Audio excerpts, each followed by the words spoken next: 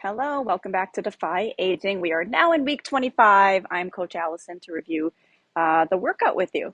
This week we are going back to we're getting away from the cardio. I hope everyone liked that last week. Kind of a different feel for us doing all cardio. So this week back to resistance training. I call this one follow the reps. Now you're going to be working in your own space, I believe. Yes.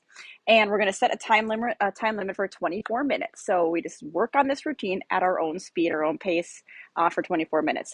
The way it's going to work is there's going to be, as usual, a list of exercises on your board. Each of those exercises is a different number of reps to complete, and they increase as we go. So for example, the first exercise is push-ups. That's for 5 reps. The second exercise is what's called a thruster. That's for 10 reps. And then exercise 3 is for 12 reps. And the reps just increase with each exercise as we go. The rep count is, I try to make it as appropriate as possible to that exercise, so I wouldn't have you do push-ups when the rep count is 20, because 20 push-ups is a whole lot. But so I think the rep count is appropriate for each of the exercises in the routine. Anyway, that's how the routine is going to run this week in your own space for 24 minutes, counting your own reps. All the reps are different for each exercise. Okay, let's review what those exercises are. All right, exercise 1 is push-ups. Kind of said it in my intro there. So I think we all know push-ups. You can do toes, you can do knees. I try to avoid doing them at all because I have a shoulder, probably a lifelong shoulder thing, that I can't do any chest exercises. So push-ups really bother my shoulder. So we can do toes, we can do knees on the floor, and we can also do an incline. So I think I'll show you the incline one. That's a light enough pressure on my shoulder that it should be okay. But we know push-ups. So if you're doing an incline, the best way to it's hard to know exactly where to put your feet. So sometimes it takes like a trial and error rep to figure out where to put your feet. You want the corner of whatever you're using to line up straight to like center chest line, if that helps. So for example, I wouldn't do my push-up like back here because that's lining up now at my head. And I wouldn't be too high like this because this is lining up now at my stomach. I hope that was a good angle to see that. So keep that in mind if you're using an incline. And your coach will review the other options with you, what they look like, and any form cues. But for push-ups, we are going for 5 reps. Okay, our second exercise is for 10 reps, and that's going to be a thruster. We did these maybe 2 weeks ago with a medicine ball. We're doing them back with dumbbells this week. So we have a weight in each hand. We have the weights, we call this a racked position. So the weights are in a racked position, which means they're up by your shoulders. They aren't resting on your shoulders, so just hovering slightly in front. Elbows kind of in, make sure our elbows aren't flaring out wide. And from there, we do a regular squat. And then we come up, use the momentum from coming up from your squat to help push those weights up, down and up. So it's all one smooth move. Squat and push. Okay. All right, so that's a very full body compound movement. So that'll be for 10 reps. Exercise 3 is a 2-point row. So we're going to focus on the back for this one. This rep count is 12, and it's a single-sided exercise, so it's 12 each side. Use a challenging heavy weight. Our back muscles are strong. They're stronger than arms or shoulders, so we can go. You should be able to do significantly heavier than whatever you're doing for your thruster. Although you only need 1 dumbbell, so you don't have to get a pair for this. But keep that in mind with weight, though. If you're using the same weight for your back exercises that you are for your shoulder exercises, there's a discrepancy there or something, unless you have an injury, of course. Shoulders are significantly weaker than back. So keep that in mind. Should have a heavier dumbbell than what you use for your thrusters. Okay, form though. The side with the weight, that leg is back. You're supporting yourself on your front thigh here. Okay, and we pull up. Let the arm come all the way down between each rep. We pull up and slightly back. Keep your shoulder away from your ear. Want to make sure the shoulder doesn't start to shrug up like this. You should be aiming that weight back by your lower rib cage or by the hip. The weight shouldn't be coming up here to the chest. And the full extension at the bottom of each rep is very important. If we do this, small reps, we aren't getting the full range of motion. So 12 reps one side, switch, and 12 reps the other side.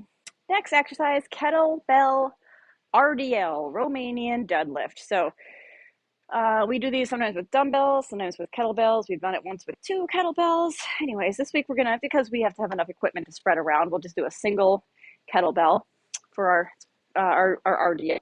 So weights in front, It's called a deadlift, and that is because but the weight is just dead weight. So I want to make sure we're not like tensing the upper body or lifting or shrugging like this. Just arms are dead weight.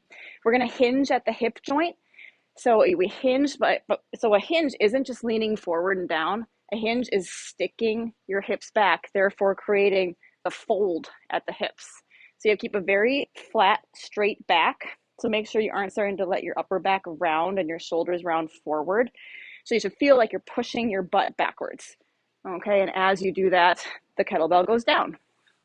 So if you notice my back is nice and flat, I'll just show you what it looks like to be rounding the back the way we don't want. So this is what we want to avoid. Now watch how I'm going to fix that. Instead of allowing my shoulders to roll forward here, I'm going to keep them back here. And that automatically, for the most part, automatically flattens out your back. Okay? Keeping your body weight kind of pressed or sunken back into your heels can also help. So a little bit trickier on that one. That is for a rep count of 15 total.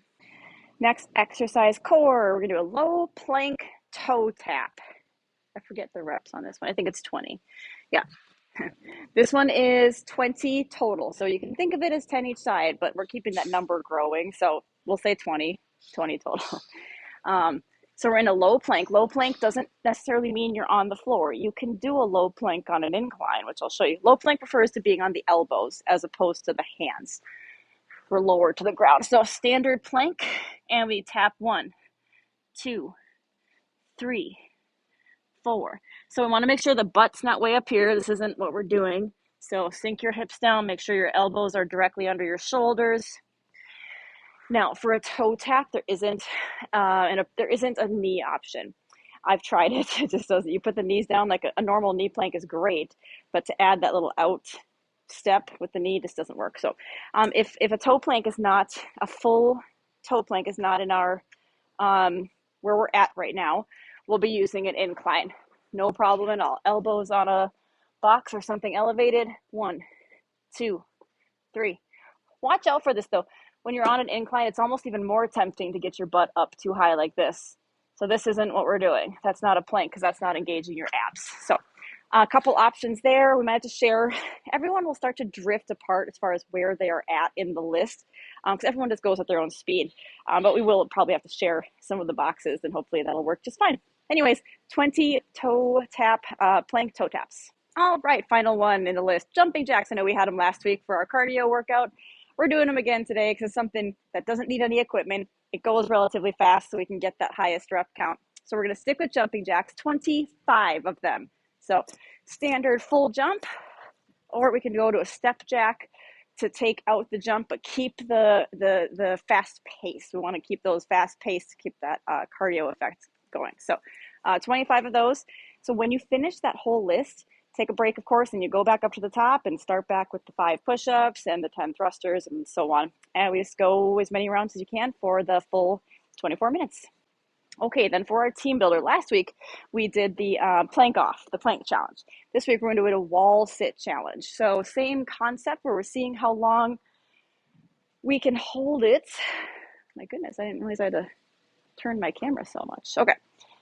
But yeah, wall sit, lean into the wall, feet are out a good distance. So we're not, if we start too close to the wall with our feet, then as we go down, our knees come too far forward. So feet are out, leaning into the wall. You might have to crawl your feet out even more as you sink down and go as low as you're able and hold it. You can rest your hands here, but what we're not doing is like bracing like this. And we're definitely not leaning forward. So keep your back against the wall at all times. This is a thigh, lower body muscular endurance / stamina exercise. We'll see how long we can hold that wall sit. If you repeat Defy throughout the week, we can try to beat your own time. It's always a good personal challenge to do so. And we can also have a little friendly competition amongst each other to see who can hold it the longest. All right, everybody, that wraps up week 25. So I hope you enjoy this workout. See you next week for week 26. And we are sadly already halfway through the year. All right, so I'll see you then.